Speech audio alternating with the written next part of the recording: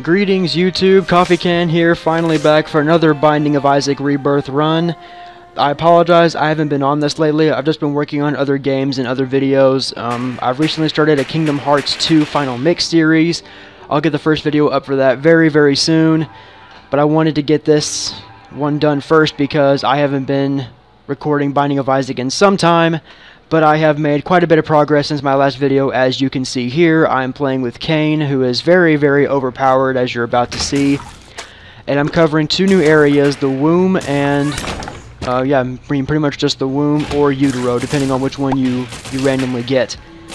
One important factor to note is if you are new to the game and you don't know about the womb, you will take damage from enemies that will be equal to one full heart instead of just half a heart. So anytime you take damage from the womb on, it will be a full heart's worth of damage unless you have the wafer, which is an item that reduces your damage to half a heart for everything, or infamy. And infamy doesn't reduce your damage to half a heart with everything, but it does block incoming shots if you're facing them. But it only works some of the time, so just be careful with infamy. But that being said, I'm going to cover these two areas with Cain, and I've been working on the Platinum God achievement. I've been trying to get all the items, all the characters, pretty much just everything, and I am addicted to this game. I really cannot put it down. It's amazing to me. And one thing that I'm going to do with this video is that I'm going to put up what's known as a seed, and a seed is essentially a code that you receive when you start a new run with a character. And it's a way to record your progress if you want to. I mean, you can take a picture of the seed if you want to go back and replay a previous session the exact same way, because that seed will record everything that you do in that session as far as items go, item collection, and that sort of thing. So if you want to replay an exact session of the game, putting in a seed is the best way to do so. And I'm going to pause the game here pretty soon, and I'll let you see the one I have for right now. That way you can play as the Cain that I have and replicate the same exact run. And just in case the seed is too quick, I will put the seed in the description as well. That way anybody who's watching and has the game can feel free to put that in and replicate this run with my Cain and just have a blast going at it. Let me take care of death real fast. Okay, got myself a ball of bandages there.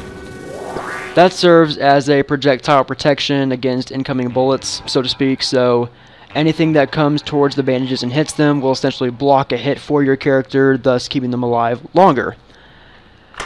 And another thing I didn't mention before are curses. And curses have different effects on the map itself. And the one I have, Curse of Darkness, turns the whole room black, as you can obviously see. Makes it harder to see things. Curse of the Lost takes away your mini-map, so you can't see what rooms you're in, where you're going.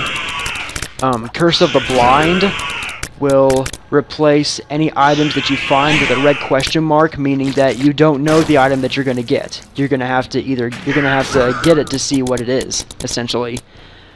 Another one, Curse of the Maze, I believe, will... how can I put this? Sometimes when you enter a room, it'll randomly warp you to another room.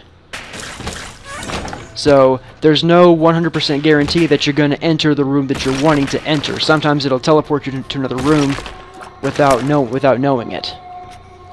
Those are the only curses I know about so far. I don't think I've missed any, but I have. Just please let me know in the comments. Take care of that guy, and perfect. Let me take care of these four things.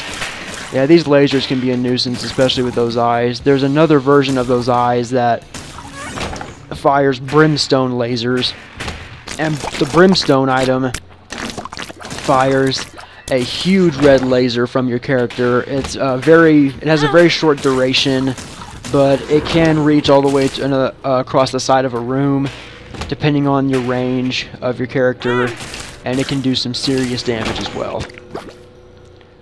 I'm going ahead and get my heart there, and then go through this next room, take these guys out real fast. Anything that affects my tiers will not affect me, essentially, because I have this laser which has a constant fire rate. It does not go up or down, and since my damage is almost maxed out, this version of Cain is pretty much OP. And that's got to be the longest hollow I've ever seen in the game right there. I have never seen one that long. Got him taken care of, and I think I should be very close to It Lives.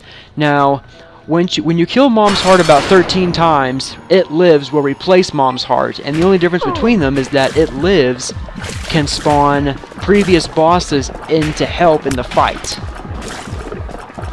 So pretty soon you'll see him spawn a chub in with him to help him kill me, and I'll just take him out no problem.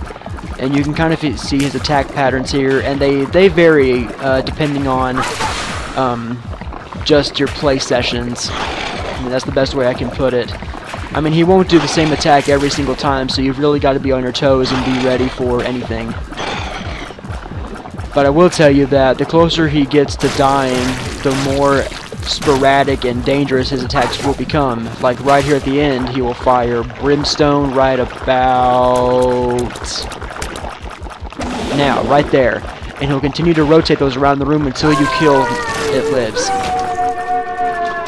Okay, so that takes care of the womb. The next area will either be Sheol, which means the grave, essentially, or the cathedral, where you can kill the respective bosses there. And my next two videos will cover the cathedral and Sheol, respectively. So, that being said, thanks you guys for watching. I'll leave the seed in the description. I'll see you guys later.